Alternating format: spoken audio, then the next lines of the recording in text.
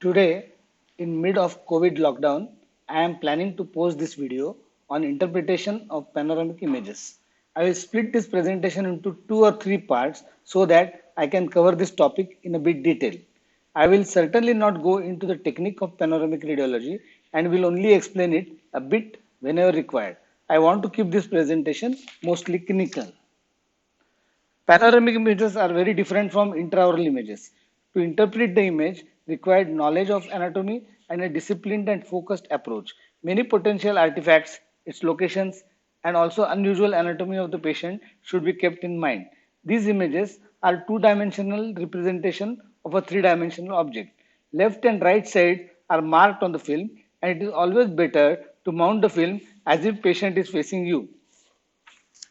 There is a useful mental approach to study panoramic image, considering it as two lateral views kept on either side, left and right side, and a PI view in the middle, pasted together, a sort of Mercator projection of the globe.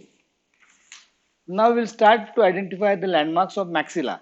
Midface anatomy is complex as there are a lot of overlapping structures. I will try to explain them one by one, starting with nasal septum. The yellow arrow shows the nasal septum, which is usually in the midline, but sometimes can be deviated to either side and called as deviated nasal septum or DNS, and can lead to nasal blockages. Nasal septum may not appear sharper because it is superimposed image of septal cartilage and vomer bone. On either side of nasal septum lies nasal cavity, which is radiolucent. Opaque shadows of nasal concha or turbinate bone, as shown by yellow arrows, are seen projecting from the lateral walls. Turbinate serves three functions. One, warm the air we breathe. Second, humidify the passage. Third, filtering the particles of dust and pollens. If the inferior turbulent is enlarged, it can block breathing. Anterior nasal spine is a sharp radiopaque shadow in the middle above the alveolar crest shown by yellow arrow and below the level of nasal concha. It serves as a good orthodontic landmark. Maxillary sinus, like any other paranasal sinuses, is radiolucent. Floor of the sinus is wavy radiopaque line which is bilateral. As you go posteriorly, this line may dip down in alveolus and can give a lobulated appearance. Now, maxillary antrum is bilateral radiolucent shadow on panoramic radiograph shown by yellow arrow. It's confusing as it is superimposed by structures like palate, usually lobulated, so sometimes may be confused with a multilocular lesion in case if patient has got a swelling. Sinus show considerable variation in size and shape. Medial border of the maxillary sinus is the lateral border of the nasal cavity. You just keep it in mind.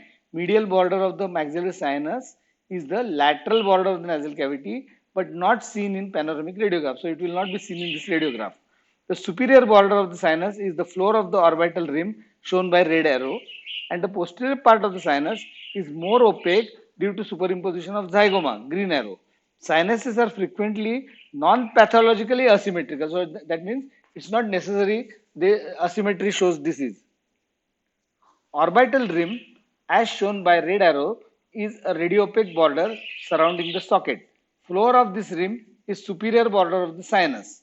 Orbital blowout fractures occur when there is a fracture of one of the walls of orbit.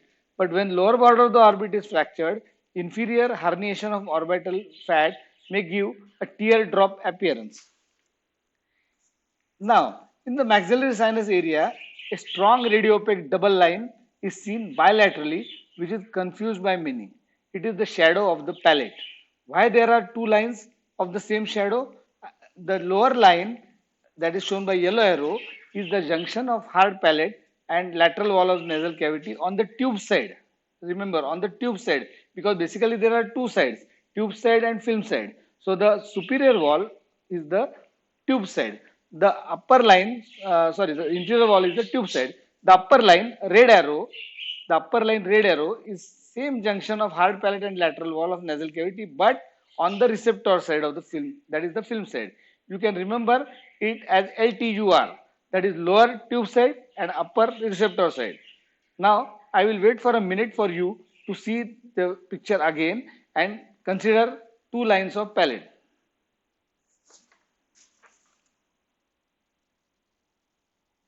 Now, maxillary tuberosity is very easy landmark to find.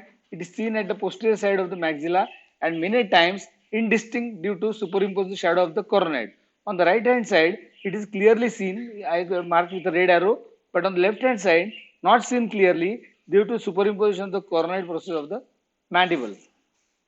Now, one of the important landmarks and confusing one on panoramic radiograph is the pterygomaxillary fissure. It looks like an inverted teardrop. Posterior border of this fissure, shown by red arrow, is the anterior border of the pterygoid plate, and anterior border of this fissure, yellow arrow, is represented by posterior wall of the maxilla. It's very confusing, but that's why I will repeat it again. The posterior border of this fissure, shown by the red arrow, is the anterior border of the pterygoid plate, and anterior border of this fissure, yellow arrow, is represented by posterior wall of maxilla. Now, large mucocele or carcinomas of maxilla will destroy continuity of this anterior border of this fissure, which is clinically significant. In case of a Leopold fracture, there is a loss of integrity of this fissure due to involvement of the maxilla and pterygoid plates.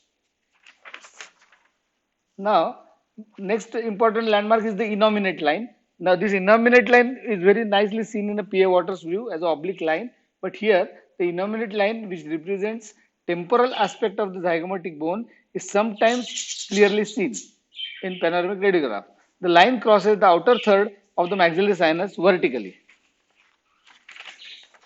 Now, zygomatic process of the maxilla arises over maxillary first or second molar area. Sometimes maxillary sinus pneumatize this zygomatic process and form an elliptical shadow better seen in an IOPA radiograph.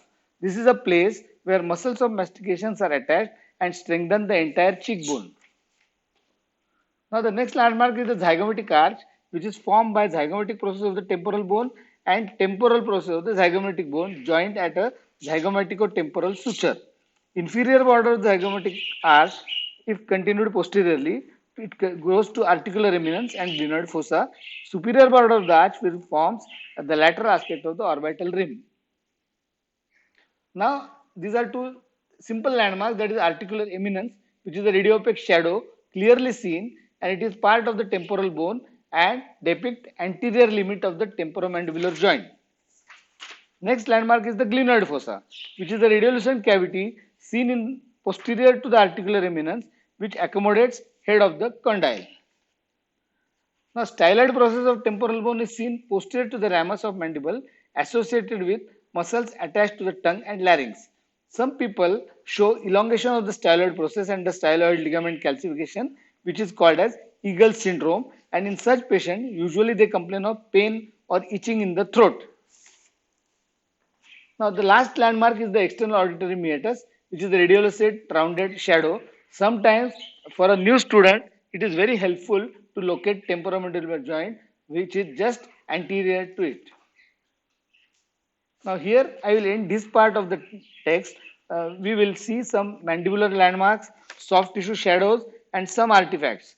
This is my 15th video on YouTube. To see previous videos, you can log into my website www.drrajivgadgil.com.